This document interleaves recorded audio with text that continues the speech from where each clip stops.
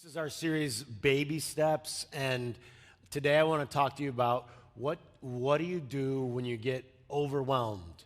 And I'm sure you've had an occasion in life where you got in a meeting, or you got some bad news, or you were in a bad relationship, or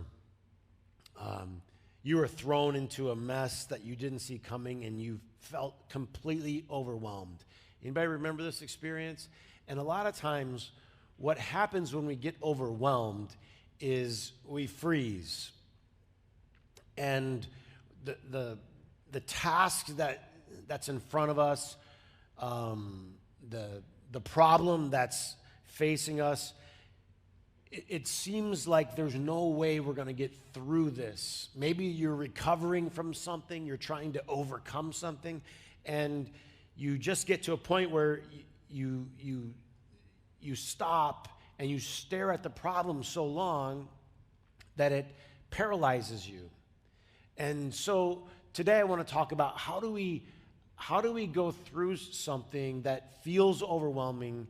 And I want to start with a couple of proverbs that I think would be good to sort of stick in your mind and remind yourself. The first one is Proverbs 4:18, and it says this: the path of the righteous is like the first bit of dawn. That is, when the sun's just hitting the horizon. And you're there, if you've ever been there, and you're watching even before the sun comes up, you start to feel a glow, and you start to feel the sun's presence, even though you can't see it. And it's barely light. And it says the path of the righteous is like this. It starts with a little tiny bit of light, and it progresses until you have the full light of day. The reason I think that's important is because what's important about life is not the size of the steps that you're taking, but the direction of the steps that you're taking. A lot of people get too hung up on how fast they're getting through life or how fast they're achieving something. And really what's most important is that you get stepping in the right direction. And this little proverb sort of says to us that God gives us enough light to see what we need to see, and there's enough to get you through today. You don't need to get too focused about tomorrow. More light will come. All of us would like to know how everything's going to work out, right? We would love to get a full manuscript from God. This is going to happen next Thursday, and 5 months from now, then this is going to happen. But the reality is we don't always know. But what we can do is trust the light, the little bit that we have for today, just like the first gleam of dawn. This is enough. And this will help me get to one step at a time. God gives you enough grace for every day, and God gives you enough light for every step. The most important thing is the step that you're taking right now. That's it. If you dial your life down into the bite-sized steps, this is the most important one. Remember the story of David and Goliath? When David shows up on the scene, Goliath has intimidated, and I will say overwhelmed, everyone else in the opposing army. And when David shows up, he's not paralyzed like everyone else. But what David does is he thinks back to himself all the baby steps in his life. You know, I've used this sling of mine to protect the sheep when I was with Dad, and I protected him from a lion and a bear, and I'm sure the same skill, right? Taking that sling and throwing one stone after another stone after another stone, I'm sure it'll work just the same for this big giant. And so when you're facing a big giant, something really large, You just have to make it into small steps, little by little bits at a time. Last night, I was watching an old movie that I love. It's called Moneyball. Anybody seen it? And Brad Pitt's in it, but it's a true story. It's a baseball story, and it's a story about the Oakland A's. I think it's 2002, and they were losing all their star players, all their big hitters, and they didn't have much money. The management had come in and said, we need to cut back on salary, and so this guy named Billy Bean took an approach to say, let's not worry about the big hitters. Let's just get a bunch of little guys that know how to get on base. And as the movie evolved, he goes into a meeting, and it's all the old baseball guys, and they love to, sit around and talk shop, and they love the big hitters, the big swings, And he comes in and says, no, all I need is for this guy to get on base. I don't care if he walks. I don't care if he gets hit by a pitch. I don't care if he bunts. I don't care if he hits a single. All I need is for him to get on base. That's all I need. And it was an insult to everybody else who was used to thinking about baseball in terms of home runs and big swings and big hits. And it's a true story, and the Oakland A's ended up winning 20 games in a row that year, broke a record that stood for 100 years with one of the lowest budgets in the entire major leagues. Why? One base at a time. All you got to do is get to first base. I don't care if you walk. I don't care if you bunt. I don't care if you get hit by a pitch. Just get to first base. That's all that matters. You know what would help us so much in life? Reduce stress, reduce anxiety. I just got to get to first base. That's all I got to do. I don't need to worry about second base. I don't need to worry about getting to home. I just got to get there. I just got to take the step that's right in front of me. I love the story of Nehemiah. I don't know if you know the whole story of Nehemiah, but Nehemiah leads this effort. God's people have been all taken into exile, and Nehemiah leads this effort to bring people back to Jerusalem and to rebuild the walls of the city. And when he first hears about it, it's overwhelming. It's an overwhelming job. And so what happens a lot of times is when jobs feel overwhelming, we put them off. Who's ever done this before? I'll put them both up, right? And this is too big. I don't want to think about this job. I don't want to get involved. And so we push it off and we push it off. And this is what had been happening. And Nehemiah steps up and he says, no, we can do this. All we have to do is break it into small sections. So if you go to Nehemiah chapter 3, you'll see this word over and over and over again. This section. This group of people worked on this section of the wall. This group of people worked on this section of the wall. What did he do? He took a huge project and he divided it into little bite-sized sections.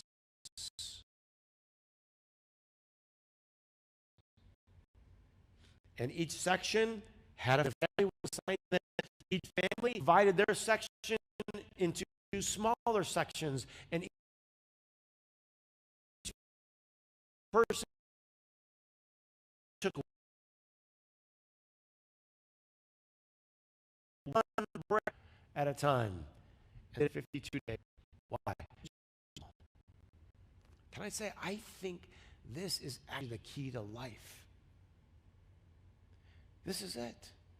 We get so worried and upset and stressed, and you just have to stop and say, I'll just do this today. I'll just do this right now. I was joking a couple weeks ago with everybody about, how we don't like to do, we don't like to do 2 push-ups because we're insulted, because when we were in high school, we did 200. With me? I'll talk to the guys for a minute with the big egos. Right, guys? We're like, yeah, I used to do 200, and now I don't want to do 2 push-ups because that's an insult. And so what we're fooling ourselves is that we make the goal too big. Instead of saying, you know what? If I can do 2, I'll do 2. And then maybe one day I can do 3. And then I add 4. And then I add what? 5. Where do we fall short? When we make our goal too big, and then we don't ever do anything. We don't ever start. We don't ever even get off the starting block. So what you do instead is there's a 5% rule. Whatever I did, just do 5% more. Just a little bit more. You know this if you've ever worked out with weights or anything like that, you know that you got to stretch yourself a little bit. You should feel a little bit of pain, but not an entire torn rotator cuff. Are you with me? You don't grab the weights that you did 20 years ago and throw them on there and see how you do.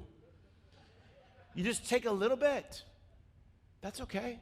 You just take a little bit. I mean, this applies, think about all the areas of life that this applies in. Our relationships. Let's say you got a strained relationship. Maybe you got a strained marriage. You know, in Song of Solomon, it says, it's the little foxes that spoil the vine. What are the little foxes? All the little things that start to add up in a relationship. This little dig, that little inconsiderate statement, leaving this dish behind. Yeah? Say, oh, it doesn't matter. Over time, they start to add up. This is key. But over time, they can go the other direction as well. Over time, a compliment, a little kind word here, a thoughtful gesture here, doing a little extra something here, they add up. And so you can't fix something just like that. But what you can do is keep planting little seeds, one after another after another. And before you know it, it's just like getting that guy on base. Just get to first base. Because if you go to first base, then the next guy goes to second, and then the next guy goes to third, and the next thing you know, you scored a run. How do you handle when life is overwhelming? Sometimes, to be honest with you, some of you have had days when you feel like, I don't know if I can go on. You get up, you get dressed, right? You put one foot in front of the other, and you just take one task at a time. The people in Jerusalem, they had to get motivated by Nehemiah. And so what they realized that they could do is they realized, I can, with my family, if we all do our part, we can take one brick at a time and we can build this wall. And what it helps you to do is it helps you to eliminate making excuses. Now, we're good at making excuses, right? Here's why we haven't done this. Here's why we didn't start that. But after a while, you get really good at making excuses, and you tend to be better at making excuses than making a difference.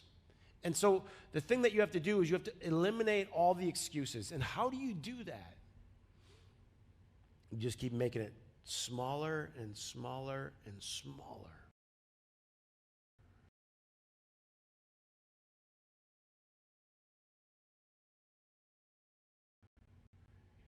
Until you say, this I can do. Let's do this. Jesus comes to the house of Mary and Martha. You remember this story in the New Testament? And Martha gets overwhelmed. And this is the other thing I think that we do when something gets too big for us. We start working too hard. She starts running around, cleaning and cooking, and she forgets that Jesus is even there in the house. And Jesus finally, she wants her sister to help. And anybody ever done this when you get overwhelmed, you just get cranky? Sure. Yeah, you're overwhelmed, so you want everyone else to be overwhelmed too. You want share in your misery. So Martha's upset, and then she starts complaining that her sister's not working. How many times have you seen this happen, right? Somebody is mentally overwhelmed, and they can't handle it that somebody else is not. So they drag you into it. She's literally, Jesus, tell my sister to help. He goes, Martha, you're worried and upset about so many things. But it's simple for her. See, that's the key. You just keep it simple. Don't allow things to build and build and build. And then what happens when we get overwhelmed is sometimes we overdo it. We're swinging for the fence. No, I just got to get on base. I just need to do well today. The other thing that Nehemiah did for everybody was he brought people back to a spiritual center. And I think this is important. When you get overwhelmed with life, you need to come from a good place. So the whole project starts with a prayer. In Nehemiah chapter 1, it's basically the recording of a prayer, Nehemiah's prayer. It's his conversation with God about where they've been, mistakes that have been made, and where he hopes they will go. And you know what I think helps us a lot? When we face overwhelming things is conversations with God. Honest ones, heartfelt ones, ones that bring us back to a spiritual center. You could have all the self-help books in the world and all the diagrams and charts, but there's something that you need, I will call it in here, that gives you the courage to take that one step. Yes, you can divide it and organize it, but something has to come from the inside. And so Nehemiah prays, and I noticed that with Jesus, he would go to the mountainside often to pray, to find the spiritual center when he was facing another big task. You can't overlook the power of a spiritual center, of coming from the right place. I would think that, this is obvious, right? You say, well, Chris, we're in a church. Of course, I know that. But you know what I found to be true? I think a lot of times when people get into difficult situations in life, they forget their spiritual center. It's as if they feel like God was surprised that this was going to happen to them. And so what is so important for your own well-being is start the project with prayer. Start it with a conversation with God. Where have we been? Where are we going? How are we going to get there? And then Nehemiah had confidence. And confidence is everything. Huh? Confidence is everything. God's for us. God's going to work this out. God's going to take care of it. There's too much negativity. There's too much, this is not going to happen. This is not going to work. This is terrible. I probably can't tell you how many times people have just showered negativity towards me this year. Not towards me personally. I'm just talking about the negativity that they feel. And faith is actually the opposite of that. I don't know if you realize that faith is the idea that it is going to work out, that God is for you, that things will get better, that God's working in ways that you cannot see. So faith, by its very nature, is positive. What's the whole idea of having a conversation with God? It's about renewing, recharging your what? Faith, your confidence. The project goes on, but there are these people who are opposed to Nehemiah and opposed to the rebuilding of the wall. So they come against them, and they're trying to discourage them, to intimidate them. They make fun of them while they're doing it, and they get to one point in the story, and they come to Nehemiah, and they say, come down, and what a great line. Come down from that wall. And Nehemiah says, why should I leave where I am to come down to you? This is so key in life. There will always be haters. There will always be doubters. There will always be people saying, come down from your project, and this is why it's not going to work. This is why. And you don't even have to give that the time of day to leave your post. And Nehemiah goes, I don't even need to, ready? I don't need to come to that level. I'm up here doing my work. I'm building my wall, right? I'm rebuilding my family. I'm rebuilding my life. I'm rebuilding my bank account. I'm rebuilding my, it doesn't matter. You're rebuilding. You are at work. And so you say, the opposition gets so fierce, ready? It gets so fierce that now it got physical, and they literally, Maya had to tell everybody they had a brick, they had a trowel where they would slap the cement or the mud or whatever to cement the brick into place, and they'd have a trowel in one hand and a sword in the other.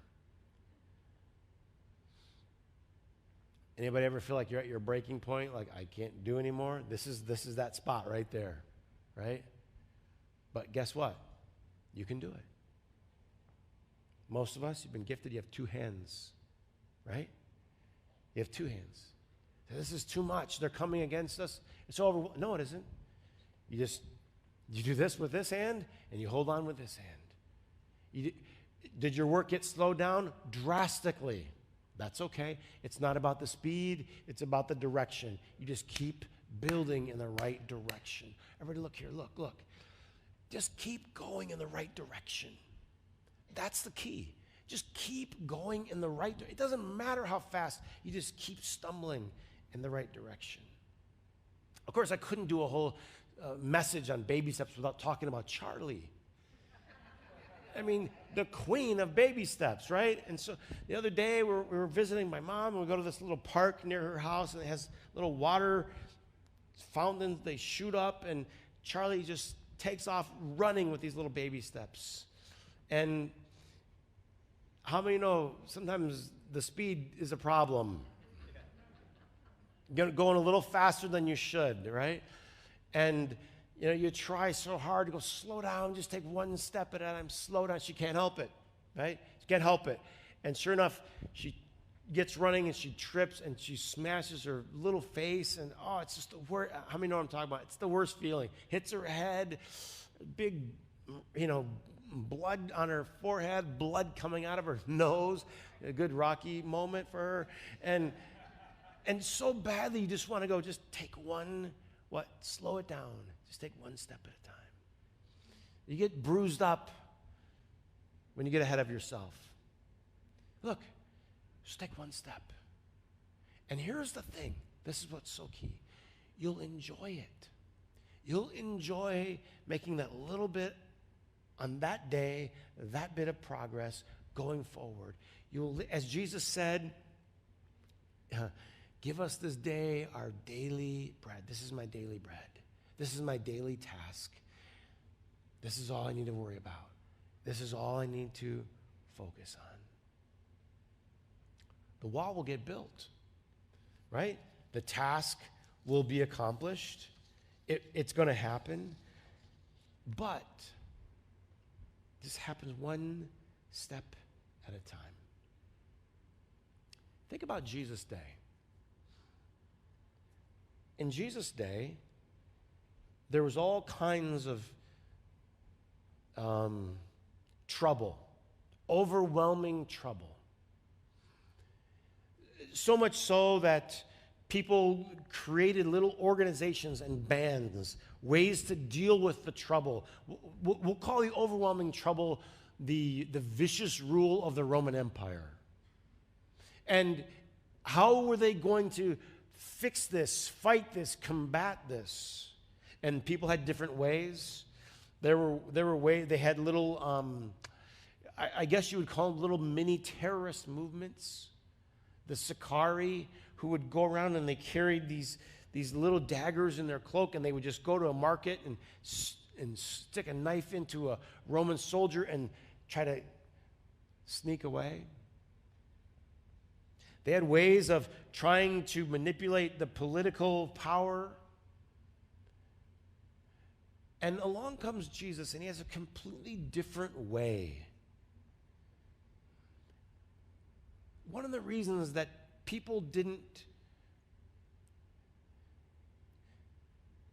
one of the reasons that people were, they were trying to find a way to fix this big and overwhelming problem. But one of the reasons that they didn't go with Jesus at the end was because it wasn't strong enough. It wasn't fast enough. It was just, you mean you're just going to be a servant and you're just going to die? It just seemed so small. Here we are, 2,000 years later, right? We're going to share the Lord's Supper together, realizing the power of the cross, which later on Paul said was foolishness. That's foolish. What would dying do? Evidently, it was just the right step. It was just the right step. We have, you may say, man, there are problems in our world and I don't know how to overcome them. Just look. Just like Jesus. Just take the next step. Be a servant. Jesus said, the Son of Man, I didn't come to be served, but to serve, to give my life. So you say, oh, how do we overcome, we'll call it evil in our world? Well, in Romans it says, you overcome evil with good. You don't overcome evil with more evil. Who's ever been in an argument and tried that? You got insulted, so you came up with a bigger insult. Didn't that go well? Then at the middle they go, oh, you're right. You got me with that one. It just doesn't ever work. It just escalates and escalates and escalates, and then one person goes to one room and another person goes to another room, right? And finally, hopefully at some point, it just doesn't work. Retaliate evil for evil never works. You overcome evil with good. It's slower, it's baby steps. But it's more, it brings real change. That's the power of the cross, which people called foolishness. But just like they called Nehemiah foolish, right? Just like they called David foolish, it's the people that just keep stepping in the right direction. Whatever you're facing, just keep stepping in the right direction. Just keep stepping. I love the saying, great is your faithfulness, right? Your mercies are new every morning. Every morning, God gives you mercy. Every day is a gift from God. So you just take the right step on that day. Don't worry about the past. Don't worry about the future. Just stay focused on the next step. Just get to first base.